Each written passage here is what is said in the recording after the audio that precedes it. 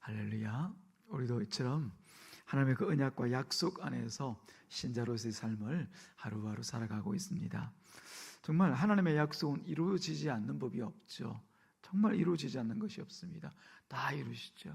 마침내 우리 주님께서 다시 오신 재림의 약속은 하나님의 때를 따라서 반드시 이루실 것이지만 성경에 약속하신 그 모든 말씀들은 하나도 이루어지지 않는 법이 없습니다. 그런데 중요한 것은 우리가 그런 하나님의 신실하신 언약을 자주 놓치고 살아간다는 것이죠.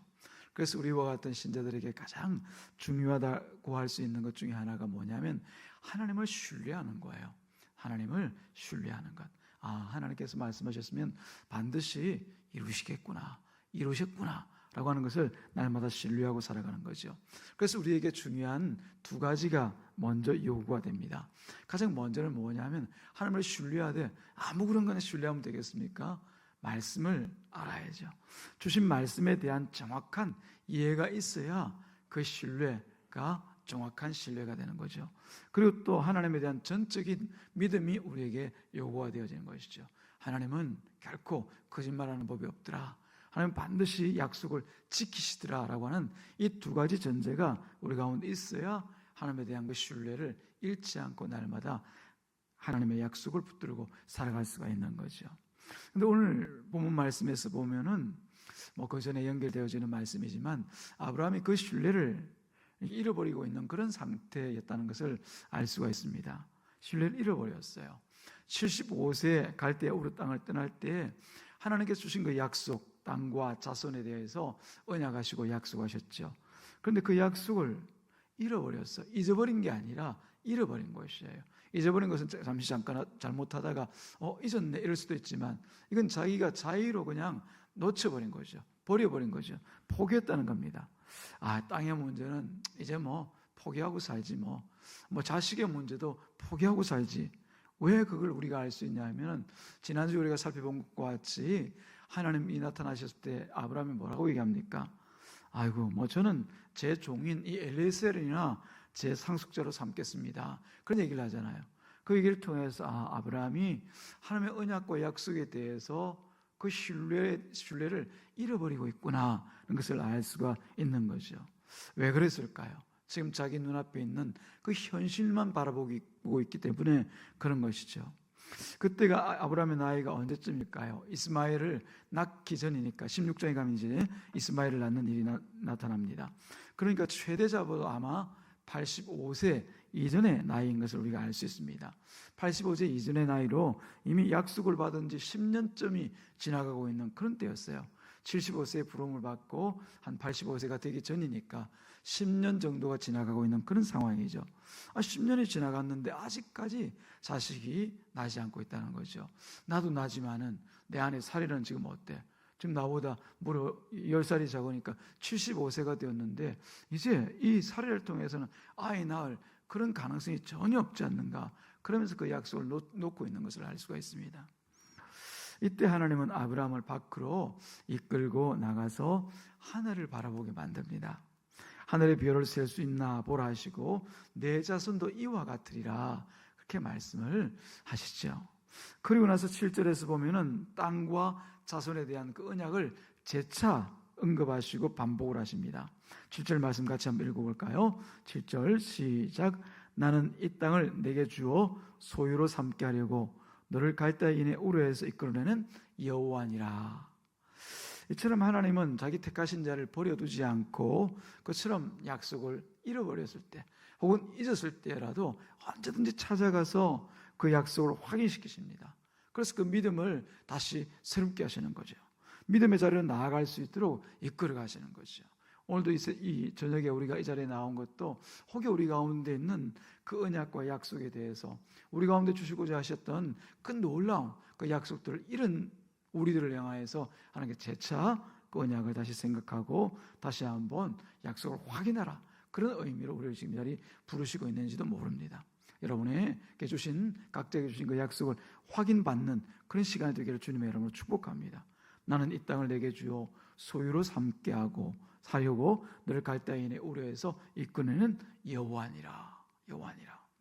이때 아브라함은 하나님께 그 약속하신 것 저 미리 알고 있죠. 알고 있죠. 제가 10년 동안 뭐 하루인들 잊었겠습니까? 나만은. 그러나 지금 보십시오. 아무것도 이루어진 게 없잖아요. 그러고 나서 하는 말이 8절입니다. 주 여호와여, 내가 이 땅을 소유로 받을 것을 무엇으로 알릴까? 그 심정을 물론 우리가 충분히 이해할 수가 있습니다. 하나님의 언약을 온전히 받아들이지 못하겠다는 말이죠. 뭐 앞서서 10년 동안 아무런 조짐이 없지 않습니까? 뭐 저에게 뭐 땅 한 평, 제게 제 기업으로 삼을 만한 그 땅이 있습니까? 오히려 제가 갈대 우르에 있을 때는 아버지 땅이라도 제가 물려봤죠. 근데 지금 이 자리에 와가지고 이 가나안 땅을 돌아다니면서 뭐 애굽 땅까지 왔다 갔다 하면서 제게 남겨진 이 땅이라고 하는 것은 아무것도 없지 않습니까? 자식이요? 보십시오. 제가 말씀드리지 않습니까? 오히려 제가 엘리에셀을 차라리 제 상속자로 삼는 것이 제가 오히려 낫겠다 그렇게 말씀드리지 않았습니까? 한 번이라도 그런 조짐이 있었습니까? 아니라는 거죠. 그리고 아내의 나이가 전보다 더 불가능한 그런 때가 되지 않았습니까? 충분히 이해할 수가 있습니다. 그래서 그 언약을 온전히 받아들이지 못하겠다는 뜻으로 무엇으로 알릴까 그렇게 얘기를 하죠. 이때 하나님은 다시 한번 어떻게 보면은 하나님께서 보실 때 아브라함이 얼마나 그렇게 했습니까? 그럼에도 불구하고 하나님은 다시 언약을 확인하는 그런 절차를 밟습니다. 9절 말씀에 표현되어 있죠. 나를 위하여 3년 된 암수와 3년 된 암염소와 3년 된 순양과 산비둘기와 집비둘기 새끼를 가져오너라.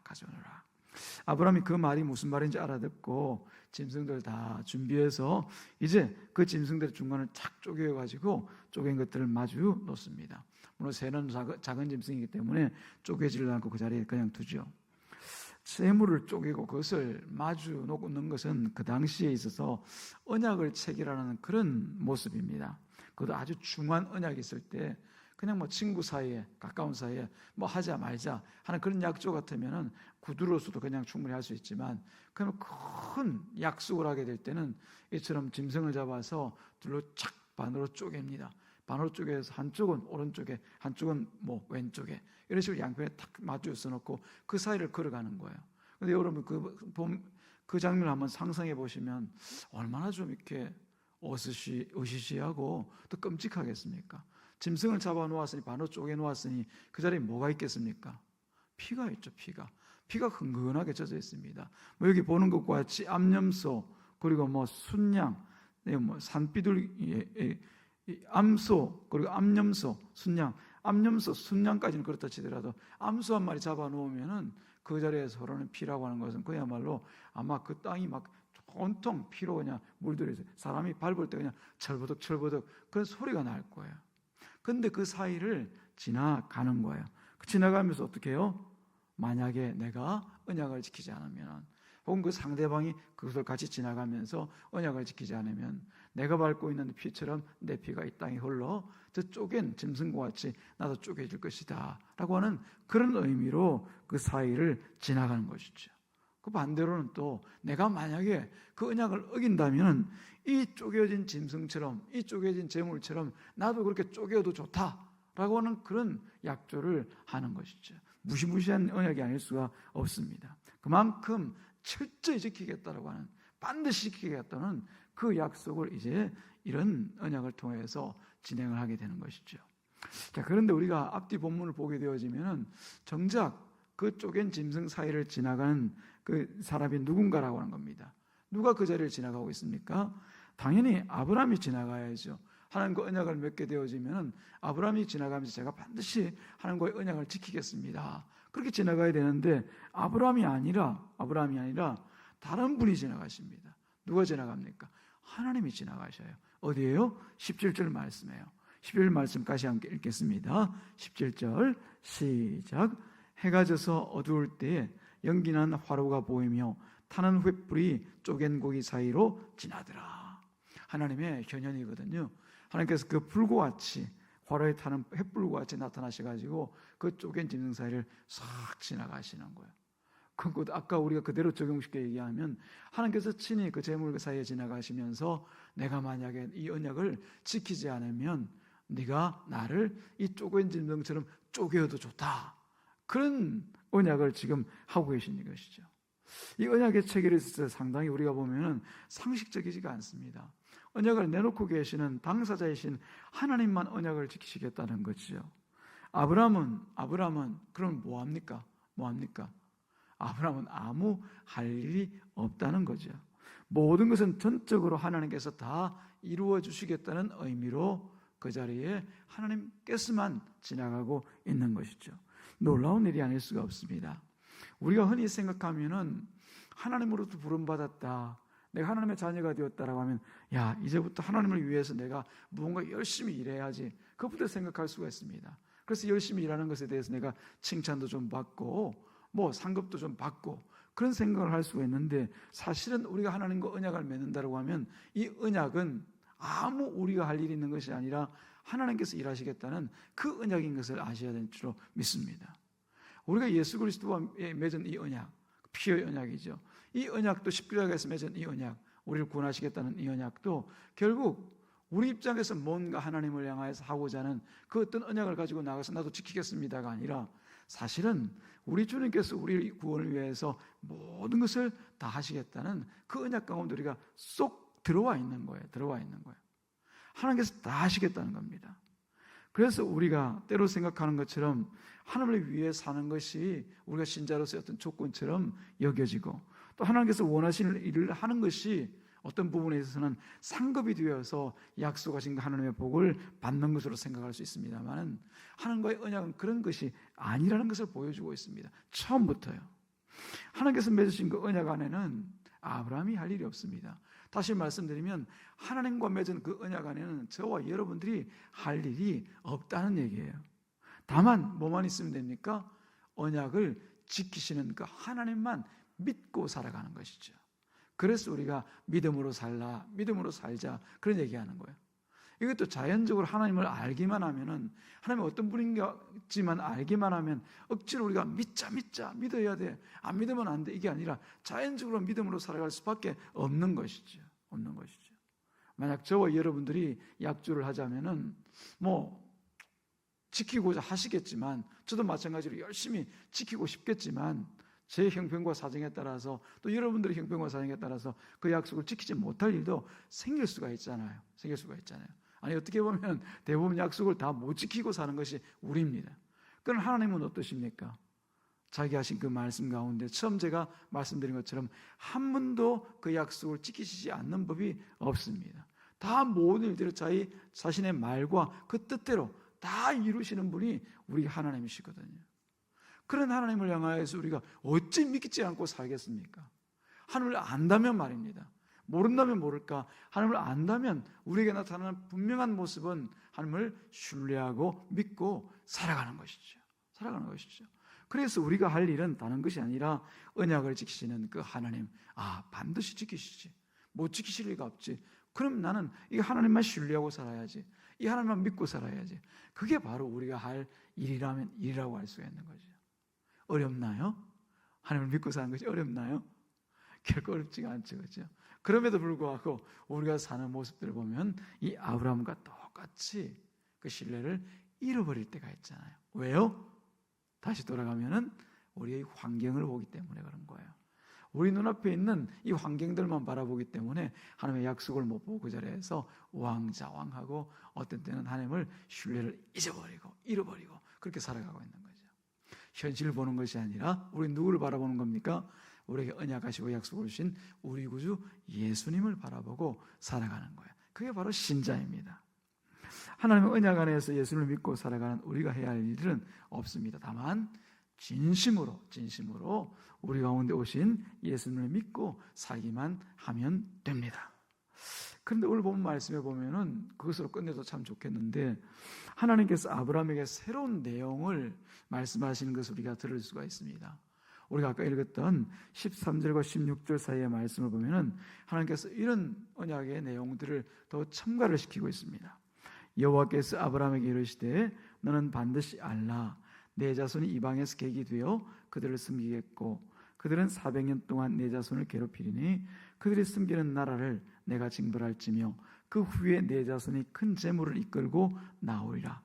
너는 장수하다가 평안히 조상에게로 돌아가 장사될 것이요 네 자손은 4대 만에 이 땅으로 돌아오리니 이는 아모리 족속의 죄악이 아직 가득 차지 아니하였음이니라. 말 그대로 지금 이 말을 그대로 어려울 게 없죠, 그죠? 어려울 게 없죠. 아브라함 자손이 남의 백성의 그 종이 되어서 400년 동안 섬길 것이다. 이방의 객이 되어서 그 백성들을 섬기게 되어서 400년이 지나가서야 이제 다시 이 땅으로 돌아오게 될 것이다. 그렇게 말씀하시는 거죠. 그렇게 하시는 이유가 뭔가를 보니까 16절의 하반절에 있는 것처럼 이는 아모리 족속의 죄악이 아직 가득 차지 아니함이니라. 이전의 표현으로 하면 관영치 아니함이라, 충만하지 않, 가득 차지 아니하다. 그런 표현을 사용하십니다. 단지 자손이 필요한 이 아브라함의 입장에서는 저는 그냥 땅만 좀 필요하고요, 그리고 자손 필요합니다. 그런 이 아브라함의 입장에서는 하나님의 말씀이 참 이상하기만 합니다. 왜 이런 말씀을 하시지? 왜 하나님께서 주시는 그 자손이 이방 백성의 그 종이 되어서 객이 되어서 그렇게 자기 땅을 가지고 못 산단 말인가? 아니, 하나님도 땅을 주신다고 하셨지 않습니까? 그럼 주시는 그 땅에서 내 자손이 몇이든지 그게 무별같이 주시겠습니까? 모래알같이 주시겠습니까? 주시는 대로 그저 그 땅에서 편안하게 살게 하시면 되지 왜 이런 말씀을 하십니까? 궁금하지 않겠습니까? 또 400년이나 왜 이방 사람들에게 괴롭힘을 당하게 하십니까? 그리고 난 뒤에 보니까 하나님께서 그들을 징벌하시고 자기 백성 이 아브라함의 자손들을 이제 고생하게 만들었던, 그런 괴롭게 하였던 그 백성들을 징벌하시고 그들에게 큰 재물을 얻어서 나오게 하실 것이다. 그렇게 말씀하시는데, 아니 그렇게 하실 것 같으면 아예 처음부터 그렇게 하시면 안 됩니까? 라는 것이죠. 처음부터. 그죠? 하나님께서 400년이나 지나서 그렇게 하실 이유가 뭐가 있느냐는 겁니다. 정말 하나님께서 아브라함에게 뭐가 좋은지를 몰라서 그렇게 하십니까? 라고 하는 거죠. 사실 제가 지금 드린 질문들이 하나님께 질문들이 거의 우리가 하는 질문들이거든요. 아니 지금 일을 좀 해주셨으면 좋겠는데 왜 하나님은 내게 약속하신 것은 맞는데 다음에 자꾸 그러시고 계시냐는 거죠. 지금이 나는 딱 좋겠는데, 지금 제게 말씀하신 것 이루어 주시면 최고로 좋겠는데 왜 하나님께서 지금이 아니라 나중에 또 보니까 고생 시켰다가 힘들고 어렵게 만들었다가 그 일을 하시겠다는 것, 결국 하나님 약속을 지키는 건 맞습니다. 맞는데 왜 그때 가서 하시는가 말입니다. 이게 주로 우리가 하나님 앞에 나가서 믿음 없이 하나님께 구하는 기도의 대부분의 기도의 내용들이 이런 내용들이죠. 왜 그럴까요? 바로 이런 질문과 생각들이 바로 사람 중심이기 때문에 그렇습니다. 사람 중심이기 때문에. 우리가 하나님께서 구원하신 것은 사실이고 변할 수 없는 진리입니다. 그런데 우리 입장에서는 그 구원에 대해서 내가 구원받았다, 나는 구원받았다, 이것만 생각을 하시죠. 하나님께서 왜 구원을 하셨는지에 대해서 생각을 하지 않더라 말입니다. 그래서 하나님께서 나를 구원하셨으면 구원받은 내가 하나님의 자녀라면서요, 자녀로 삼아주셨으면 나는 이것도 필요하고 저것도 필요한 것 하나님께서 먼저 아시잖아요. 그러면 내가 말하기 전에 다 갖추어 주시고 또 하다못해 내가 기도하고 간구하면 그 일들 이루어 주시는 것이 맞잖아요. 이게 사람 중심의 생각입니다. 그 전에 우리가 하나님 중심으로 생각하자면 하나님은 왜 나 같은 것을 구원하셨을까? 그 이유가 뭘까? 하나님은 또 왜 나를 구원해서 하시고자 하시는 일이 뭘까? 라고 하는 이런 질문이 먼저 앞서 있어야 되는 거죠. 그게 바로 신본주의적인 생각입니다. 하나님 중심의 생각이죠. 우리를 구원하시고 또 아브라함을 우리를 떠나서 본문의 말씀에 충실해서 하나님께서 아브라함을 그 하란 땅에 있는 아브라함을 불러서 내 백성이 되라 말씀하시고 땅과 자손을 허락하신 것은 분명한 하나님의 뜻이 계시지 않겠습니까? 아무 뜻 없이 그냥 아브라함 찾아가가지고 너 본토 친척 아비의 집을 떠나라 그렇게 말씀을 하셨을까요? 아브라함이 그 중심을 지금 잃고 있는 거예요. 중요한 것은 아브라함의 그 평화와 안식과 그리고 기쁨이 아닙니다. 뭐가 중요하겠습니까? 아브라함을 부르신, 그리고 오늘 저와 여러분을 부르신 그 하나님의 뜻과 하나님의 목적에 있는 것이죠. 다시 돌아가서 하나님께서 아브라함을 부르신 것은 아브라함을 위해서가 아닙니다.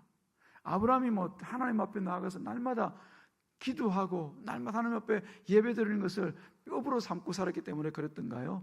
여러분 잘 아시다시피 아브라함은 그 우상을 만드는 집에 장남으로서 이제 가업을 이을 그런 위치에 있는 사람이었습니다. 우상을 만들었으면 우상을 섬기겠죠. 그것도 어떻게 섬기겠습니까? 아주 돈 벌어다 주는 그 우상 너무나 감사하고 기뻐하면서 즐거워하면서 기꺼이 그 우상을 섬기면서 살았을 사람이잖아요. 그런 아무런 하나님께는 상관이 없어 보이는 이 아브라함을 하나님께서 부르실 때는 아브라함을 위해서가 아니라 하나님 자신의 뜻이 계시기 때문에 아브라함을 갈대 우르 땅에서 불러내신 거예요. 그래서 자식이 없는 아브라함에게 단지 자손과 땅을 주고자 부르신 것이 아니라는 사실을 우리가 미리 알아야 되는 거예요. 우리 데지푸스 얘기하면은 여기 있는 저나 여러분들을 하나님께서 예수님을 믿게 만들어서 하나님 자녀 삼으신 것은 우리에게 그런 자격이 있고 혹은 우리에게 그럴 만한 앞으로 효용 가치가 있어서 우리를 부르신 것이 아니라 그런 효용 가치나 자격은 우리에게 아예 없다는 사실을 여러분들이 아셔야 됩니다. 누가 언약을 지키시겠다고 하십니까? 하나님께서 언약을 지키시겠다고 그 재물 사이를 지나가시잖아요. 그 질벅질벅한 그 피를 지나가시면서 내가 언약을 지키지 않으면 이 쪼갠 짐승들처럼 내가 쪼개줘도 좋다. 그런 마음으로 지나가시잖아요. 우리가 할 일이 있어서 뭔가 잘할 것 같아서 부르신 것이 아니라 하나님께서 우리와 같은 자를 불러 자신의 뜻을 이루고 자신의 목적이 다다를 때까지 우리를 붙들어 나가시기 위해서 우리를 부르신 것이에요. 그래서 우리는 쉽게 낙심하거나 낙마하거나 되거나 안 되거나 어떤 현상과 상황들을 보면서 우리 입을 내어서 좋다 나쁘다 얘기할 수 있는 사람들이 아니에요.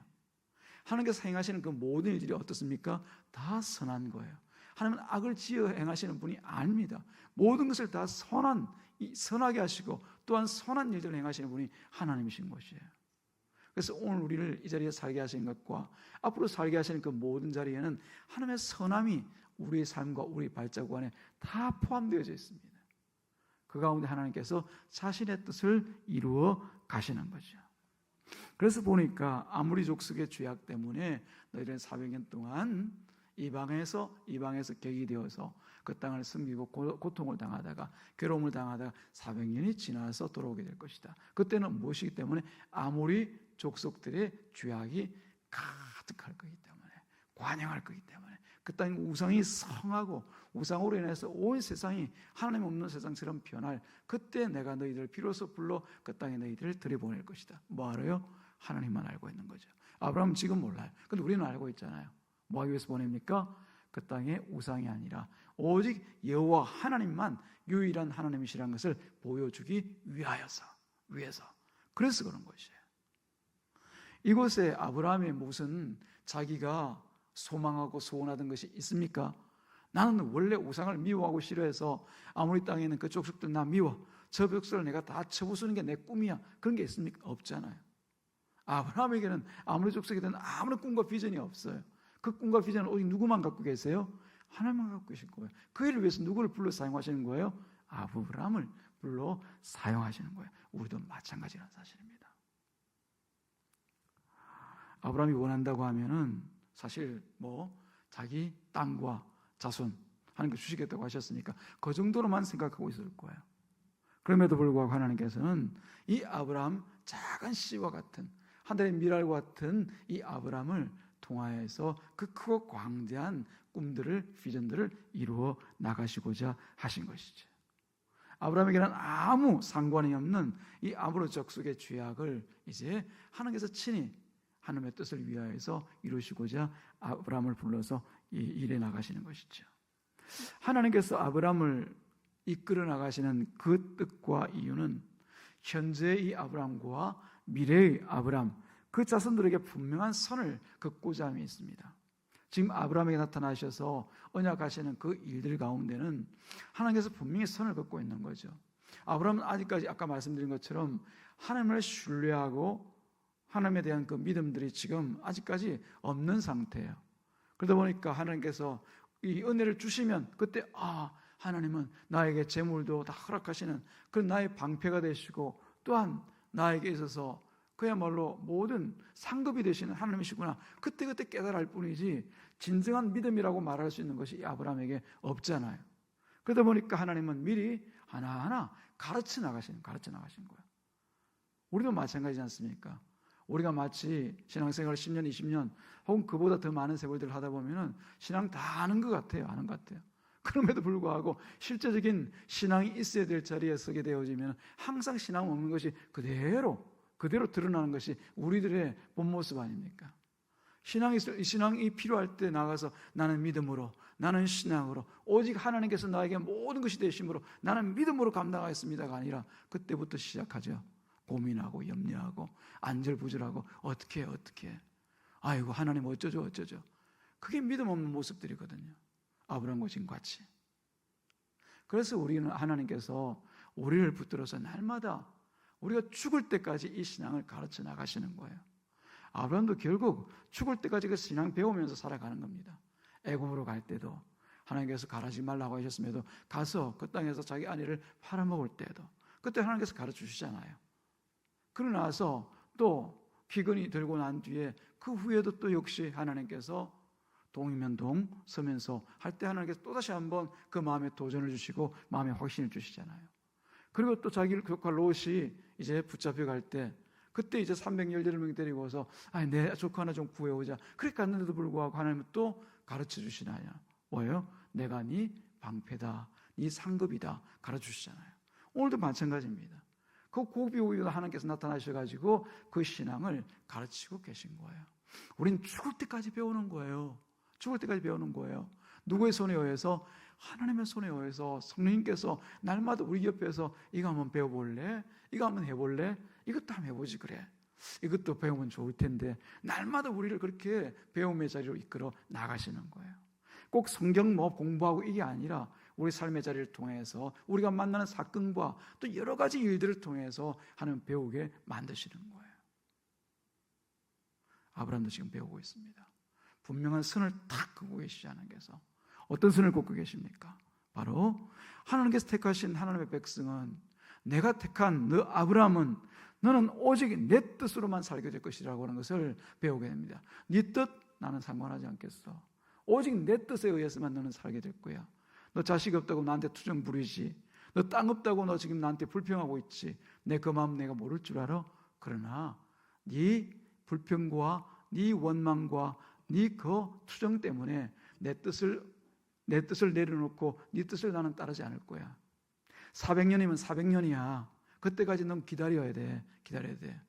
그때까지 너는 결코 네가 원하는 게 이룰 수 없어. 내가 원하는 대로 이끌려갈 뿐이야 라고 해서 가르치고 있는 거죠. 여러분 어떠십니까? 이 아브라함이 배운 것과 같이 그런 배움 가운데서 내 때가 아니라 하나님의 때임을 고백하면서 살아가고 계십니까? 그렇게 사시기를 주님의 이름으로 축복합니다. 내 소원과 내 뜻이 아니라 하나님의 뜻과 하나님의 때, 이 때를 따라 저는 살아갑니다. 그 하나만 고백할 수 있어도 우리의 신앙이라고 하는 것은 아마 세상 그 누구도 감당하지 못할 그런 믿음과 신앙의 자리에서 세상에서 결코 만만치 않은 그런 믿음의 사람으로 살아드릴 수가 있을 거예요. 아브라함이 그걸 배우고 있는 거예요. 하나님의 뜻을 위해서 나는 사용되고 하나님께서 주시는 그 복을 받는 인생, 그 살게 하실 것을 저는 믿습니다. 이 믿음으로 끝이에요. 네. 그래서 아브라함과 같이 믿음으로 부르심을 입은 우리는 오직 하나님 은혜 가운데만 살고 있는 것을 알고 때를 얻든지 못 얻든지 항상 하나님께서 내가 선한 일만 행하신다는 것을 믿음으로 고백하고 살아갈 수 있어야 될 줄로 믿습니다. 아브라함은 지금 이제 성경 속에서 우리에게 간증하고 보여주고 있지만 하나님의 뜻과 그 말씀은 오직 우리가 하나님의 그 선한 뜻을 따라 살고 있으며 또한 하나님은 결코 우리를 버리지 않고 때마다 일마다 가르쳐서 끝까지 이 믿음의 길을 포기하지 않고 갈 수 있도록 만들어 가신다고 하는 것, 가르치고 계시다는 것을 우리에게 말씀하고 계십니다. 그이들 가운데 날마다 아멘으로 하나님의 뜻을 받아들이고 또 그 뜻 가운데 감사와 기쁨을 누리면서 살아가는 저와 여러분이 될 수 있기를 주님의 이름으로 축복합니다. 기도하겠습니다. 하나님